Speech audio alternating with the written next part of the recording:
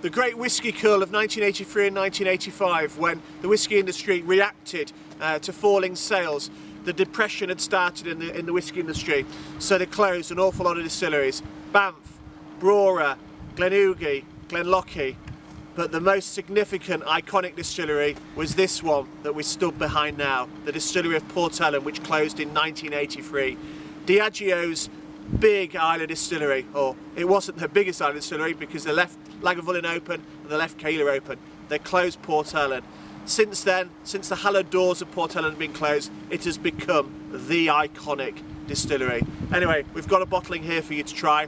It's one of the 25 casks that David at the Old Bothwell, an independent bottler, managed to acquire. We don't know where he got them from, but there's been some great ones. It's a 28-year-old, distilled 1982, so that's 1 year before the distillery closed.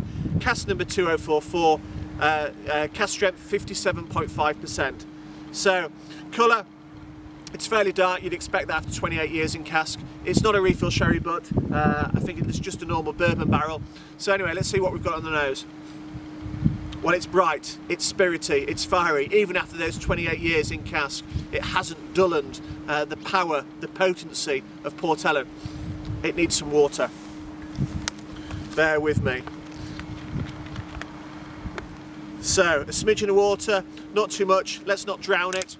But that water should straight away make it more accessible. It should allow us to get our nose in. It should bring out that peat, it should bring out the TCP, the iodine, the smoke, the coal.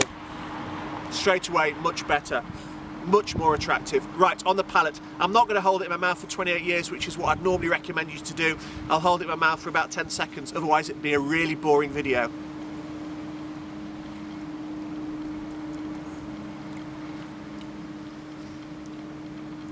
Wow, that developed.